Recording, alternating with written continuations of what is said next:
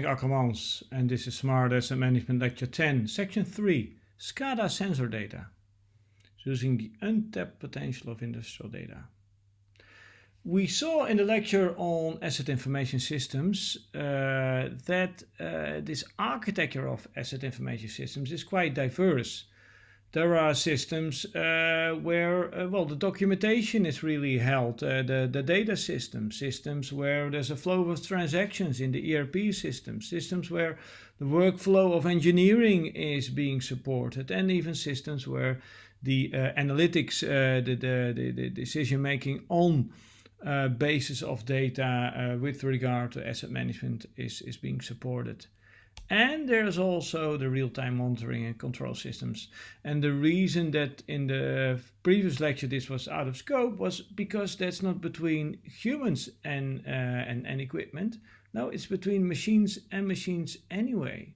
So if we talk about the Internet of Things as a big shock, that actually machines talk to other machines via the Internet, know that in all the industrial environments that's been happening for decades.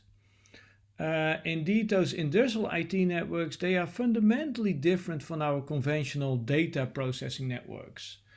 So this is a whole field in its own, and I'm not an expert, so I'm just going to do a tidbit on this. But take your average, the network in your school or in your business, then you'll have a local area network, and that connects, yeah, sure, but people actually do stuff around here. If you go to the industrial setting, then actually all this equipment is being maintained, it's being controlled, its condition, its processing, how much it do, how far it will do by computers. And those computers are a very hierarchical environment. And then if you compare the two, then the primary role here is really of the commercial or the conventional network to process data. But here is actually to control the equipment. It's in the manufacturing area. There's very specific protocols, etc., because no people are involved actually. If something goes wrong here, it's also pretty severe typically. So there are really very different rules around here. And this is the area that we typically call SCADA or DCS, as we'll see in a minute. There to connect all these different pieces, that's done by a separate piece of equipment, but that's all data flowing around, of course. And if you look at these huge machines like a wind turbine, which can measure up to 200 meters, or look at this, the gas turbine, you see the tiny people up here, how huge these things are. They can typically generate in a day data, SCADA, DCS data, so industrial data of 20 to 200 gigabytes. That's a huge amount of data. And less, than a few percent is actually being used because, if nothing happens, then things continue. So this data is generated, but it's not stored, and it may be used or not, depending on. But actually, so there's this huge untapped potential of data. Now, a bit more on terminology. There's the PLCs. The PLCs run our life. Everything runs on PLCs, from bridges to plants to the heater in your house. These are mini computers. They have their own their own power system. They have their own input-output ability, so they can measure stuff. There's a sensors in there. And they can actually do stuff. There are also actuators connected to those. And those are really the core. But those PLCs are connected via a SCADA system layer, which is purely a layer that doesn't decide anything in itself. It makes sure that the data gets there everywhere.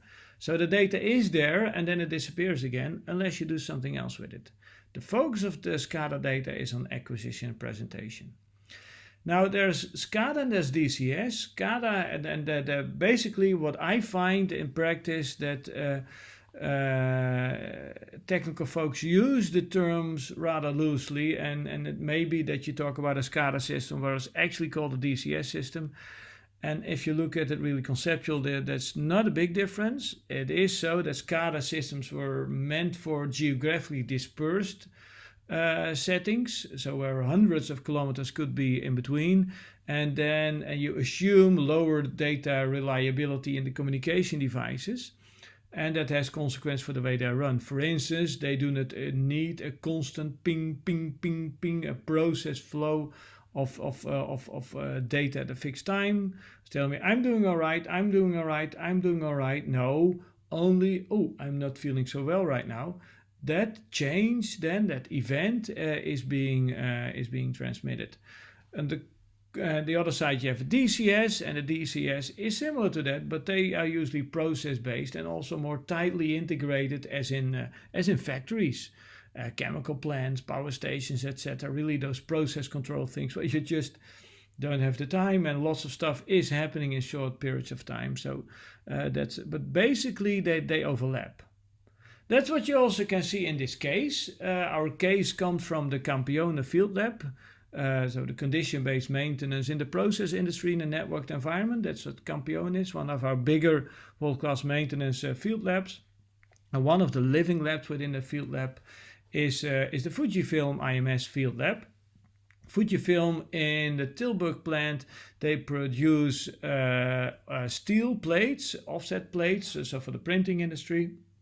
And those are transported on rolling devices such as this one, and you see the hundreds of rolls that are being used there. Now, a roll is a really simple thing, you would say. There's a cylinder and it rolls. Yes, sure, but when one of these rolls really breaks, then the whole line stops. So how do you monitor hundreds of rolls that usually keep going on, but after a while start to degrade? But the likelihood that any of them at a particular time actually breaks is pretty small. How do you do that?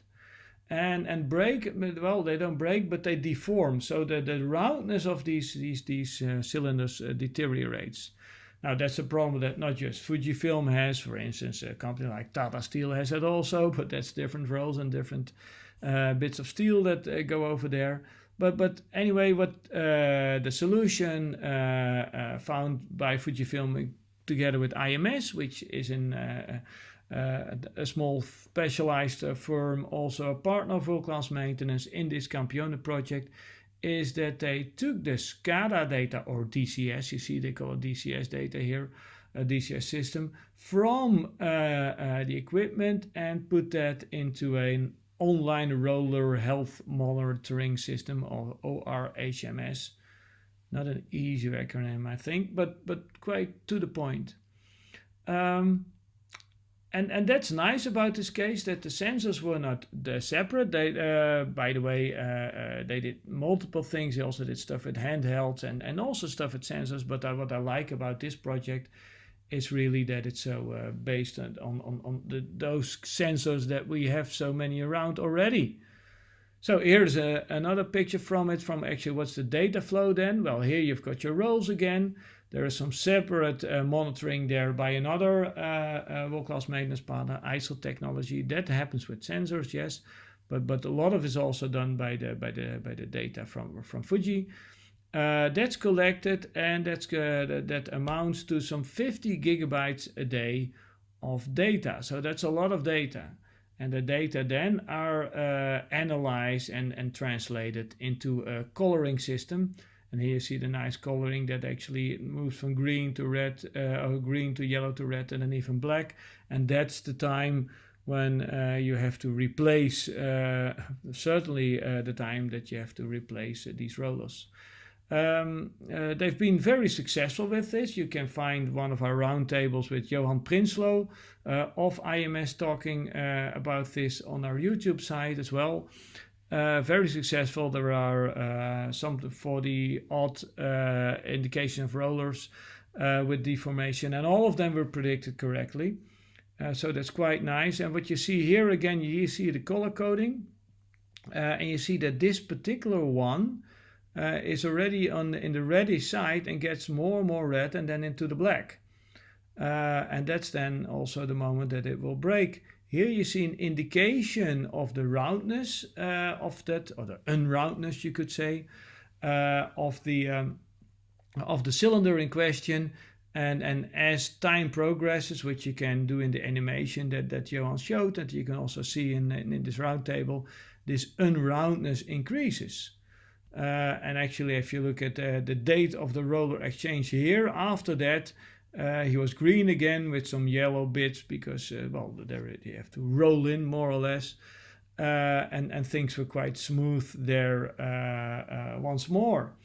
So this way, they, of course, if you have the data already, you don't have to put sensors there and think about all the sensors you would have to put on those rolls and how you make sure that they're not in the way and what do you do with the data connection. But now they use the data they already had to do some innovative stuff with predicting via a machine learning algorithm what will be the future degradation. And so in the end, they could actually see that was the degradation that they expected.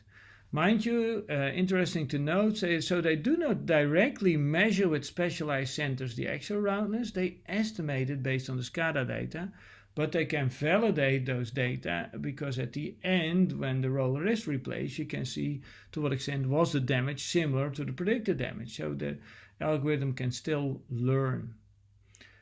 Yet another example of using sensor data to do good things in maintenance. So here you see some more of that data. You see how they also can present it more detailed. Where are those unroundness then? And then also at the level of a management keyboard, a management dashboard, you can actually see the green ones are fine, but the red ones we actually have to pay attention to. And so those 50 gigabytes of data a day are gradually translated into this very simple traffic light system, which I think is good stuff.